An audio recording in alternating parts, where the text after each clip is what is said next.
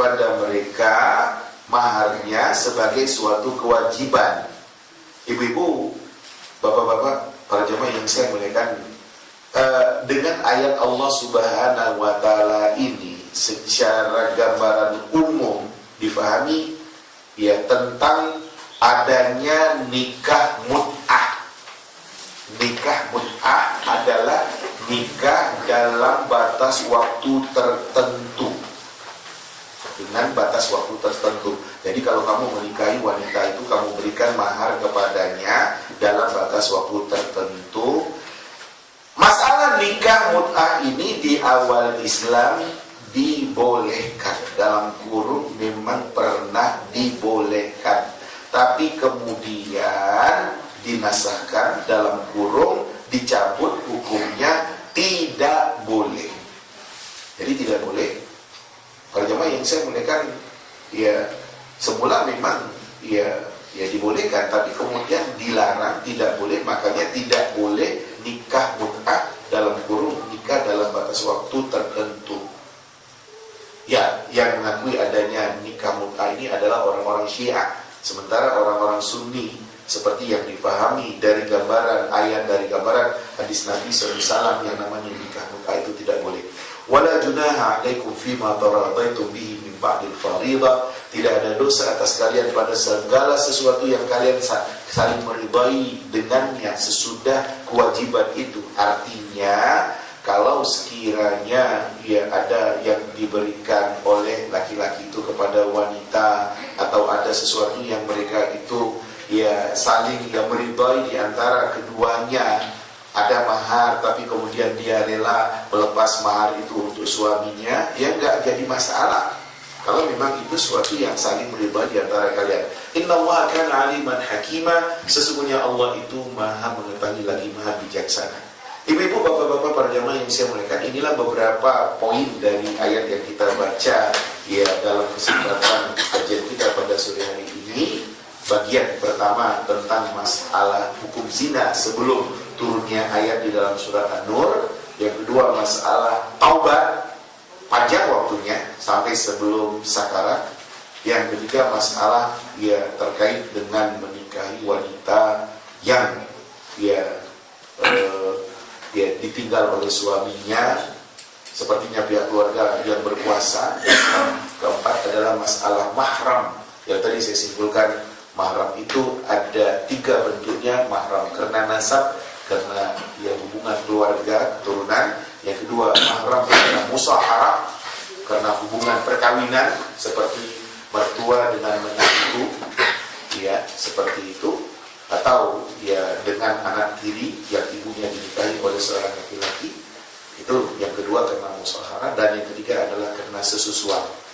Bayi yang disusukan ya pada usia ya sebelum 2 tahun, itu apabila disusui oleh seorang ibu, maka anak ibu itu bermahram dengan anak yang disusuinya. Demikian juga seluruh keluarga yang ada dari ya anak-anak yang dimiliki oleh ibu itu. Inilah ayat Allah yang kita baca pada sore hari ini. Demikian penjelasannya. Berikut barangkali ada hal-hal yang akan kita bicarakan lebih lanjut untuk kita mendalami ayat Allah Subhanahu wa Ta'ala ini. Monggo untuk disampaikan. Silakan. Silakan. Assalamualaikum warahmatullahi wabarakatuh. Pertanyaan saya tentang mahar itu. Kalau tadi dikatakan di sahabat-sahabat Rasul maharnya sedikit, tapi sedikitnya itu 400 dirham atau 12 uang emas atau 12 dinar. Itu saya kalkulasi cepat itu sekitar 24 juta. Itu kecil pada zaman itu. Zaman itu kecil, tidak termasuk yang pintar itu. Nah, sementara kita orang-orang ekonomi lemah itu kan ya sedikit sekali kan. Di Indonesia ini, di Jawa ini ya. Oleh karena itu ya marilah kita sayangi istri-istri kita itu.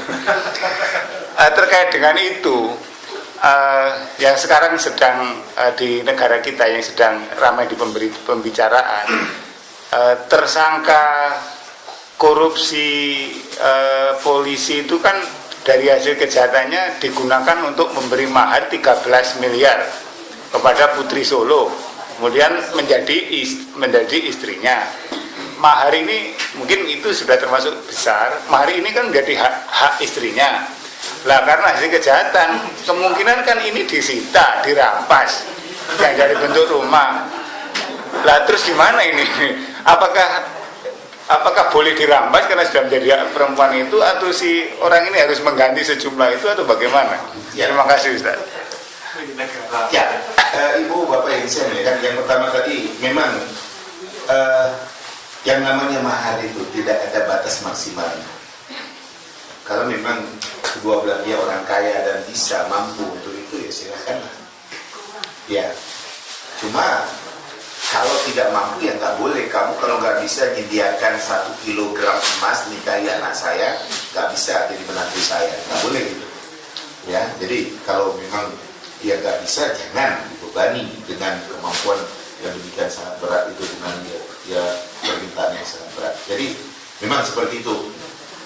Kemudian yang terkait dengan permasalahan beliau yang terkait korupsi dan kemudian menikahi ya Putri Solo itu, dan ujungnya disita. Ya, ujungnya disita. Para jamaah yang saya muliakan,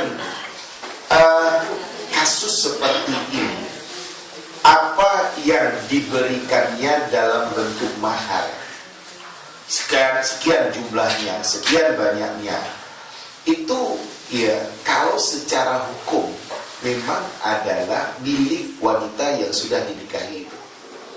Tapi ya dengan dugaan dia sang lelaki melakukan pencucian uang umpamanya dengan cara-cara yang seperti itu, negara berhak ya menyitanya.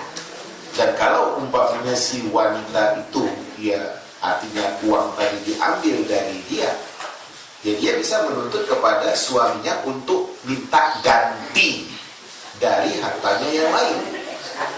Ya, jadi ya nggak boleh. Artinya secara peraturan negara nggak sah itu kan. Tapi kan sudah dinyatakan maharnya jumlahnya sekian. Ya, tuntutannya kepada suaminya, barangkali dia masih punya yang lain, untuk diberikan senilai itu. Ya, hak negara menyita yang menyita. Jadi apa yang dikatakan ini bukan milik laki-laki itu dan kemudian oleh negara disita, ya disita. Nah kemudian kalau umpamanya wanita yang tadi dinikahi dan kemudian dia merasa berhak terhadap mahar, dia bisa melakukan penuntutan kepada suami yang menikahinya itu. Dan dari harta yang lain harus dikeluarkan senilai mahar yang sudah dijanjikan. Itu dia hukumnya. Ya, jadi hadiah tetap hadiah. Oh, ini harta yang ilegal yang harus disita oleh negara. Dia tidak bisa buat apa.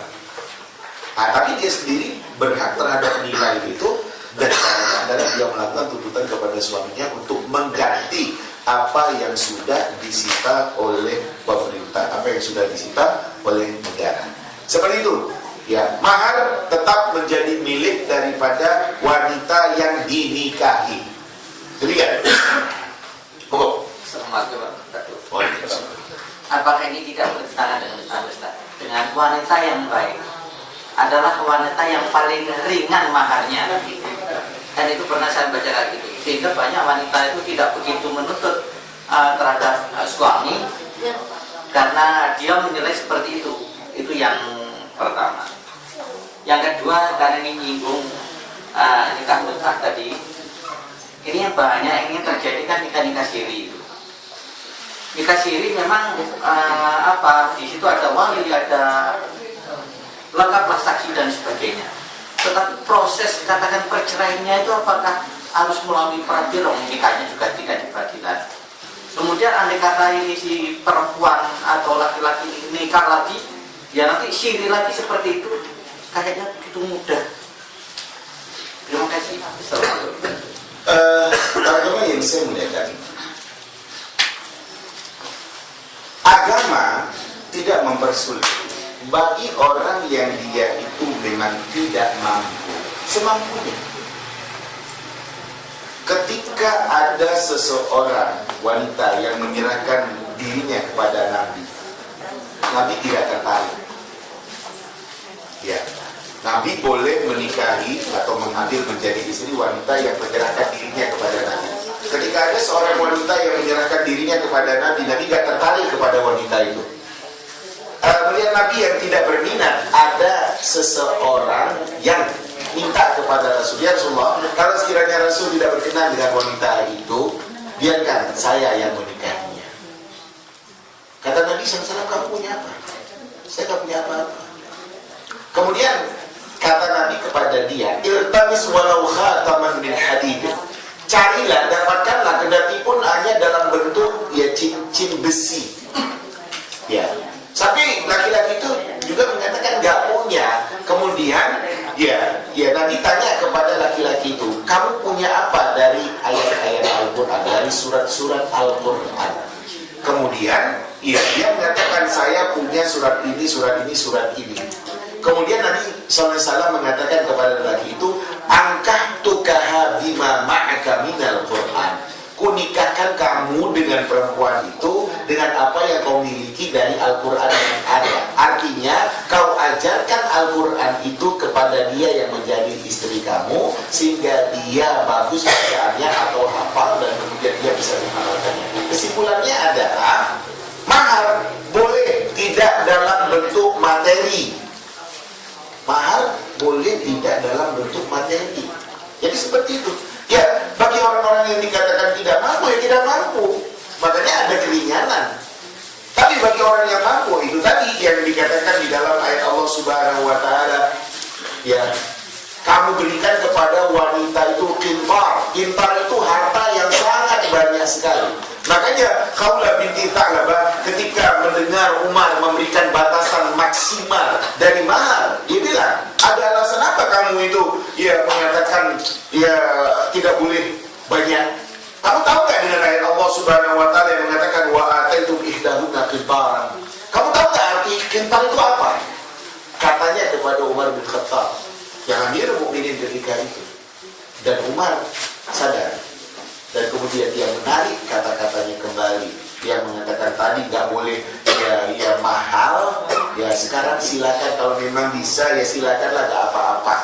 Jadi itulah yang disimpulkan bahwasanya maksimal dari mahar itu tidak ada batasnya. Kalau memang kedua belah pihak mampu dan bisa dan tidak akan diribetkan, boleh besar. Ya, saya katakan anak seorang konglomerat, maharnya umpamanya BMW terbaru, kan, atau suatu rumah mewah, kan? Ya boleh-boleh saja, orang bapaknya orang kaya besar konglomerat, anak Abu Rizal Bakri, ya boleh lah. Tapi kalau enggak ya enggak. Ya seperti itu. Kemudian ibu bapak yang saya muliakan, kita ini hidup di negara yang ada ini harus dengan aturan-aturan main. Aturan-aturan itu dibuat adalah untuk kemaslahatan kita, untuk kebaikan kita. Kalau ada orang yang berjalan di luar aturan main, maka dia akan merusak tatanan yang sudah diatur sedemikian baik. Ya, makanya kita di dalam kehidupan kita ini jelas status kita, kamu siapa? Saya ini suami, saya ini istri, ada buku nikahnya. Ya kan? Seperti itu. Saya istri, mana buku nikahnya? Gak ada. Nikah siri. Akan rusak dunia. Nah saya katakan, kendati pun secara hukum fikih biasa dan bisa ya dibolehkan, ya seperti itu saya katakan demikian. Tapi ya saya simpulkan tentang nikah siri itu mudah mendapatkannya dan mudah melepaskannya. Akhirnya yang terlantar siapa? Perempuan, wanita. Saya istrinya, ini anak dia. Mana buktinya? Mana surat nikah kamu? Nggak ada. Nah, kan? Ujungnya dia akan dikalahkan di dalam kasus-kasus yang terkait dengan harta ya warisan umpamanya, karena memang nggak ada hitam di atas putih. Maka untuk itu saya katakan ya kita ini perlu ada pengesahan, ada pengakuan yang diberikan oleh pemerintah dengan status diri kita. Bu, ibu siapa? Saya janda. Janda bagaimana? Janda cerai. Ada pengesahannya itu dari pengadilan. Janda suami saya meninggal. Ada proses yang akan dijalani mulai dari RT, RW sampai kelurahan dan diteruskan ke pengadilan bahwasanya memang dia suaminya meninggal. Jadi status diri kita jelas dengan adanya aturan-aturan yang sudah dia digariskan oleh pemerintah itu. Makanya kalau ada orang yang nikah siri, ya dia merusak aturan yang sudah ada itu. Dan ujungnya ya terjadilah kasus-kasus seperti yang kita dengar, yang kita baca selama ini, bermasalah. Ya. Ya kan itu model, ya model seperti itu ya, dan banyak yang lain lah yang kita lihat dari kasus-kasus seperti itu. Nah, jadi marilah kita berjalan di atas aturan yang sudah dia digariskan, yang sudah dia dihukumkan. Semuanya itu adalah untuk kebaikan kita. Demikian tentang permasalahan nikah siri yang dipertanyakan. Lagi, ibu-ibu punya pertanyaan, Bu, silakan Bu. Apa yang menjadi pertanyaan Ibu dari beberapa masalah yang tadi kita kaji? Silakan. Tadi dikatakan di salah satu Ya, tidak ada. Nah, bagaimana permasalahannya? Di suatu saat kita melihat kasus seperti ini, ya memang istilahnya belum ada apa-apanya, dalam kurung belum hamil, dan kemudian dinikahkan. Tapi yang jelas zina yang dilakukan oleh keduanya itu adalah perbuatan dosa besar. Ada kalanya hamil perempuan itu. Apakah dia menikah dengan lelaki yang menghamilinya, atau ya dia menikah dengan lelaki lain yang dicarikan untuk pengganti laki-laki yang melarikan diri yang telah mengambilinya itu. Kan itu yang terjadi di Indonesia. Nah, bagaimana permasalahannya? Titik poinnya adalah menikahkan wanita yang sedang hamil. Ini titik poinnya. Jadi ayat Allah di dalam surat At-Talaq mengatakan wa ulatul ahmad ajaluhunna ayyadhna hamlahun. Wanita yang hamil itu ya batas iddahnya adalah sampai melahirkan. Kan itu dia poinnya. Beda kasus dulu dengan sekarang. Dulu kita katakan seperti itu bahasanya. Dulu kalau ada wanita yang hamil pasti ada suaminya. Sekarang ada wanita hamil nggak ada suaminya. Kan itu dia. Nah, inilah yang menjadi permasalahan. Kalau secara hukum nggak boleh dinikahkan. Hamil perempuan itu tidak boleh dinikahkan. Jadi bagaimana? Dipisah mereka. Kamu memang suka dengan dia? Iya. Tanya kepada yang laki-laki, iya. Kepada perempuan, iya. Jadi mereka dipisah, ya kan? Tidak boleh bergaul selama ini. Sampai kemudian perempuan itu melahirkan, ya kan? Setelah melahirkan dan kemudian, ya memang mereka ingin menikah, ya setelah habis ya masa idahnya nikah. Nah, anak yang terlahir ini anak yang di luar syara, anak ghair syar'i, anak di luar nikah bahasa kita. Jadi dia tidak akan dinisbatkan kepada bapaknya, tapi kepada ibunya. Jadi seperti itu. Karena kelahirannya tidak diinginkan. Dia sudah ada dia sebelum ayah ibunya menikah. Inilah dia poin permasalahannya. Nah, yang terjadi di dalam kehidupan kita adalah wanita yang hamil itu dinikahkan. Ada kemungkinan dengan lelaki yang menghamilinya. Saya akan katakan itulah yang diambil keputusan oleh pemerintah dalam kurung KUA, ya, dinikahkan. Dan kemudian kan tetangga-tetangga kan heran, loh, kan ada yang hitung, loh, baru 3 bulan, kok udah lahir anaknya? Nah, kan tetangga kan tahu, loh, kan bulan itu kawinnya, nikahnya, isinya. Ternyata sudah berisi dulu. Nah, kan seperti itu. Oke, secara hukum, anak yang lahir itu adalah anak yang tidak diakui oleh agama. Anak ghair syar'i, anak yang kita katakan anak haram, anak di luar nikah. Ibu bapak yang saya muliakan, jalan keluar berikutnya adalah untuk pengesahan hubungan keduanya berikutnya dinikahkan kembali di tengah keluarga dengan semua persyaratan yang ada. Itulah jalan keluarnya. Jadi ya, kendati pun secara keturunan DNA itu anak biologis dia, tapi secara hukum tidak diakui oleh agama. Nah, untuk ke depan berikutnya menghalalkan mereka berdua, kalian harus dinikahkan kembali. Nah, dinikahkanlah. Jadi ya ada ya ijab kabulnya, ada maharnya, ada saksinya, kendati pun di tengah keluarga yang ada. Setelah ini dia melahirkan, sudah berakhir masa idahnya, dinikahkan di tengah keluarga. Yang dihadiri adalah keluarga ya, untuk mengesahkan Berlaku surut. apa ya? Dinikahkan berlaku surut. Ya, istilahnya kan untuk mengesahkan ke depan berikutnya agar anak kedua, anak keempat ya resmi sah. Kalau yang anak yang sudah terlahir ini nggak sah ini. Nah gitu dia. Jadi seperti itu. Dan itu dinikahkan di tengah keluarga. Jadi bapak dari yang si perempuan yang nikah dapat warus. ya. Yang pertama itu ya memang secara hukum bukan anak secara syar'i, anak ilegal, anak haram. Ya makanya penisbatannya tidak kepada bapaknya. Kan seperti itu. Makanya yang persoalan adalah berikutnya. Anak kedua, ketiga dan berikutnya itu supaya anak itu diakui dalam kurung sah, maka ia dinikahkan di tengah keluarga. Si bapak akan mengatakan kepada yang laki-laki itu, saya nikahkan kepada kamu anak perempuan saya yang bernama ini dengan mahar sekian. Saya terima pak nikah anak bapak yang bernama sekian itu dengan mahar sekian.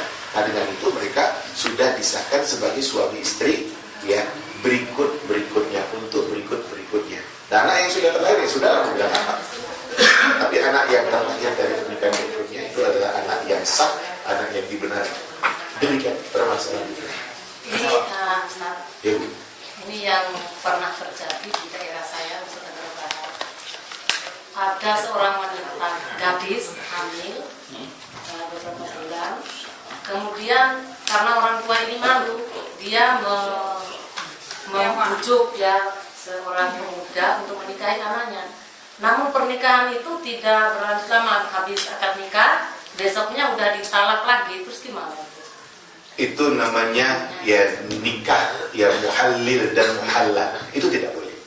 Katanya untuk mensahkan kandungan yang Tetap tidak boleh. Itu terjadi alasan kandungannya sudah terjadi. iya. Saya terheran itu sering sekali terjadi di daerah saya. itu tidak dibolehkan. Jadi tetap Ngelabui malaikat itu. Kemudian yang kedua, di daerah saya juga itu masih tawar-menawar dalam hal mahar. Nah itu kalau maharnya misalkan uang belanja, uang dapur harus 50 juta, perlengkapan rumah tangga dan sebagainya harus ada. Kalau enggak akhirnya ditolak gitu.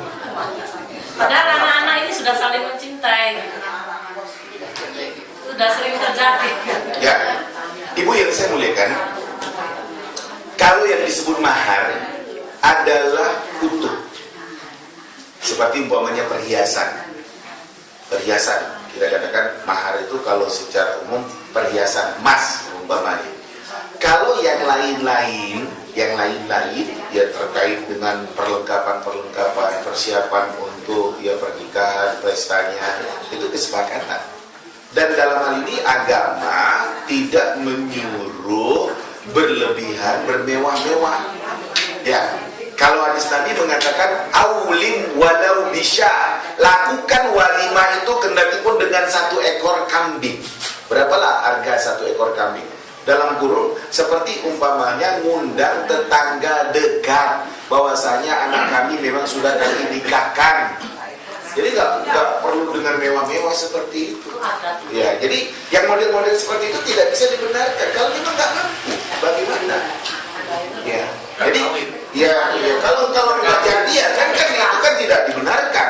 Padahal kedua anak ini sudah saling mencintai, sudah ingin bersama, tapi orang tua yang mempersulit dengan tuntutan-tuntutan seperti itu.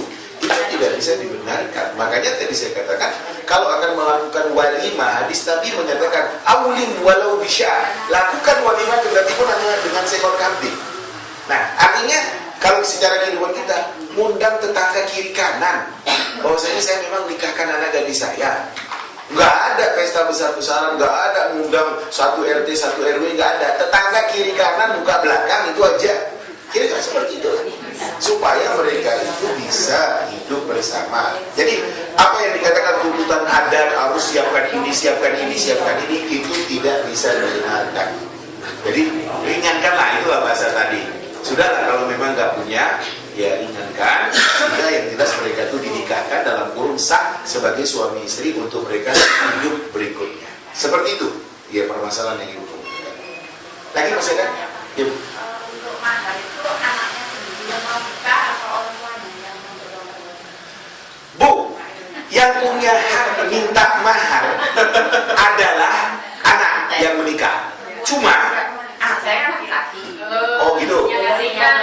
Yang perempuan yang minta. Yang mengasihkan. Nanti kan anak laki-laki yang menikah. Atau orang Hasil anak. Oh, itu enggak mesti. Anak saya belum punya apa-apa. Bapaknya yang mendukung. Bapaknya yang menyiapkan. Memang. Iya. Jadi nggak apa-apa. Harus dari pencarian kamu enggak. Pak, saya kan belum ada uang sebanyak itu. Jangan takut. Gitu. Bapak modali, bapak biayai. Kira-kira seperti itu. No problem. Nggak jadi masalah. Jadi akhirnya menikahlah anak itu dan semuanya barangkali disiapkan oleh bapaknya karena bapaknya ingin menyelamatkan anaknya. Ya kan seperti itu suatu tindakan yang baik. Ya, tindakan yang baik. Kamu memang mau, ya wes. Ya ini, ya belikan untuk mahar istri kamu sebentuk cincin umpamanya. Kemudian nanti untuk ya segala keperluan bapak siapkan. Ya memang seperti itu seharusnya. Demi menyelamatkan anak kita agar dia bisa kita lepas dengan sebaik-baiknya ke dalam kehidupan rumah tangga. Demikian. Ya Ustaz. Tadi nyambung masalah mahar tadi sekilas. Masalah adat itu juga memang kita dilema juga. Ya. Saya punya teman saya sendiri akhirnya karena tidak setuju dengan alasan mahar macam-macam akhirnya melakukan sesuatu yang di luar itu nikah tadi akhirnya hamil akhirnya mau gak mau kan orang tua ini juga terus itu pertama juga cuma ceritanya kedua ini saya pernah dengar cerita Ustadz masalah ini mohon dikoreksi cerita saya masalah nasab dulu Nabi kalau tidak salah itu pernah punya anak angkat. Nah mohon ini soalnya tadi belum jelaskan kalau anak angkat boleh tidak dinikahi. Nah, kemudian oleh Nabi anak angkat itu tadi kalau tidak salah itu binti Muhammad gitu. Nah kemudian setelah dinikahi akhirnya jadi perbincangan di tanah Arab akhirnya nasab binti itu harus orang tua kandung itu bagaimana ceritanya bagaimana? Oke, yang pertama tadi dihamili dulu baru supaya dinikahi. Salah, tidak boleh. Ya, tidak boleh. Betapapun zina itu adalah sesuatu yang paling tidak dibenarkan, dosa besar. Jadi itu tidak bisa, cara nggak benar. Yang benar, kalau saya katakan yang benar, kalau istilahnya kawin lari. Itu bisa dibenarkan. Itu bisa dibenarkan. Saya contohkan ya, tidak dihamili, kan gitu. Si laki-laki terus terang kepada si wanita yang demikian senang pada, kamu percaya sama saya? Iya. Tapi kendala kita, ibu bapak kamu tuntutannya saya nggak mampu. Ya, kalau memang kamu percaya kepada saya, ayo kita kabur. Saya punya saudara di Jakarta. Nah, di kontak saudara di Jakarta untuk mempersiapkan segala sesuatunya, bisa mereka menikah dan akan dinikahkan. Karena ini udah manusia dewasa. Jadi kalau kawin lari itu, ya bisa dibenarkan tanpa harus menodai si wanita dengan dihamili dulu. Enggak. Meskipun orang tuanya tidak menyetujui. Iya. Jadi ya biar tahu bapaknya. Ya bahwasanya anak ini betul-betul bukan main-main. Makanya ketegasan ini hadis Nabi mengatakan, "Idza ja'akum man tardawna dinahu wa khuluquhu fazawwijuhu." Wa illa taf'alu takun fitnatun fil ardh wa fasadun kabir. Apabila datang kepada kalian, hei bapak yang menjadi wali bagi seorang anak gadis, datang kepada kamu seseorang yang kamu ridhai agamanya dan kepribadiannya. Kamu tahu itu pemuda baik-baik, bagus, dan kamu tahu anak kamu tuh demikian cinta kepada dia. Dia minta terus terang kepada kamu sebagai bapak, tapi kamu beralasan macam-macam ini itu. Kalau kata Nabi, apabila datang kepada kamu orang yang kamu ridhai agamanya dan kepribadiannya, kawinkan dia dengan anak gadis kamu itu. Kalau tidak, akan menjadi fitnah di muka bumi dan bencana yang sangat besar. Nah itu tadi, kasus saya katakan, ya terlampau berat tantangan kita untuk bisa bersama. Tapi kamu percaya nggak sama saya? Percaya? Ayo kita kabur. Kabur. Itu adalah jalan yang bisa dibenarkan untuk nanti mereka di sana. Dan secara hukum karena mereka manusia dewasa akan dinikahkan di sana ya dengan wali hakim. Iya Bu, ada pertanyaan ini. Pertanyaan Pak, kalau seorang wanita raja masing-masing itu pernah menikah, kan dia menikah itu harus punya wali, ada wali. Tapi katanya kalau wanita sudah pernah menikah, jadi janda. Katanya kalau dia menikah lagi, katanya tidak perlu wali, apa itu benar? Hanya pendapat Imam Abu Hanifah. membolehkan janda menikah tanpa wali, tapi jumhur ulama yaitu Imam Syafi'i, Ahmad dan Malik mengatakan mesti pakai wali agar pertanggungjawabannya itu besar. Dengan arti kata si laki-laki tidak menyepelekan dia yang menikahkan dirinya sendiri. Itu hanya satu pendapat dari pendapat Imam Abu Hanifah, sementara 3 imam mazhab yang lain mengatakan tidak, mesti pakai wali. Supaya yang laki-laki yang menikah itu dia betul-betul merasa bertanggung jawab. Dia ngambil perempuan itu ya dengan pertanggungjawaban. Jadi saya tidak setuju dengan pendapat Imam Abu Hanifah. Dan kalau ada orang yang mengatakan boleh loh janda menikahkan dirinya sendiri, itu hanya cari mudah saja. Cari mudah saja. Sementara bapaknya masih ada dikesampingkan gitu, itu tidak bisa dibenarkan. Nah, kalau misalkan orang tuanya udah nggak ada, kemudian masih ada kakak laki-laki, kakak laki-lakinya tetap menjadi wali. Kalau nggak ada juga tetap wali hakim. Wali hakim. Jadi seperti itu. Orang yang menjadi wali cepat. Oke, satu poin lagi yang dikemukakan tadi, kasus anak angkat adalah Zaid bin Harithah. Jadi bukan Jizri. Jadi Zaid bin Harithah itu pernah dikatakan namanya Zaid bin Muhammad. Nah, kasusnya adalah Zaid menikah dengan Zainab binti Jahsh Al-Qurasyiyah. Zaid ini dulu budak, menikah dengan seorang wanita terhormat, Zainab binti Jahsh. Nah, ya karena beda ya keturunan, dalam kurung satu dulu budak bekas budak, yang satu orang terhormat, akhirnya gonjang-ganjing rumah tangganya. Ya gonjang-ganjing sampai akhirnya Allah Subhanahu wa taala ya perintahkan kepada Nabi, tapi Nabi ya rodok-rodok khawatir gitu ya, karena takut apa kata orang menikahi ya istri dari anak angkat, karena dulu anak angkat itu dianggap anak. Ya, jadi Zaid itu dianggap anak. Dulu sebelum turun ayat yang ada di dalam surat Al-Ahzab itu ya yang namanya anak angkat, anak sendiri, menerima waris dan diperlakukan seperti anak sendiri. Nah, ini yang sudah ya ada di dalam pemikiran masyarakat yang ada. Nanti takut kalau ya apa kata orang menikahi ya istri dari bukan istri anak angkat. Tapi inilah yang ingin didobrak oleh Allah Subhanahu wa taala. Nabi diberanikan oleh Allah nikah itu Zainab setelah diceraikan oleh Zaid. Ya, supaya orang tahu bahwasanya anak angkat itu bukan anak kamu. Anak angkat itu adalah anak orang lain. Akhirnya Nabi menikahi Zainab binti Jahsh yang dulu adalah istri dari Zaid bin Harithah. Tidak masuk dalam kategori tadi. Ya, tidak masuk dalam kategori yang boleh menikahi. Enggak. Boleh menikahi anak angkat. Bahkan ini satu contoh lagi saya katakan. Anak angkat itu bukan anak sendiri. nggak ada hubungan apapun. Ya, anak angkat bukan anak sendiri.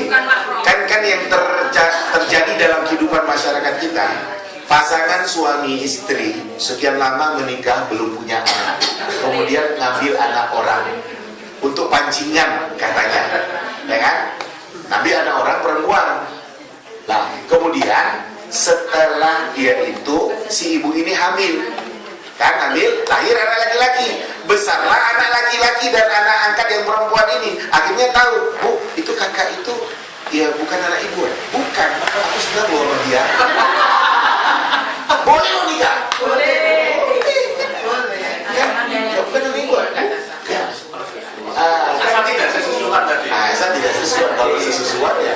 Tapi ya kan seperti itu tadi kan, ya kan belum menyusui kan waktu itu. Nanti kata memang orang lain. Jadi istilahnya ya antara anak ini dengan anak orang itu kan memang ya orang lain. Sah-sah saja kalau memang ada pernikahan. Demikian dulu ibu-ibu, bapak-bapak, para jamaah yang saya muliakan, mudah-mudahan ada manfaatnya. Lebih kurang saya mohon maaf. Wassalamualaikum warahmatullahi wabarakatuh. Waalaikumsalam.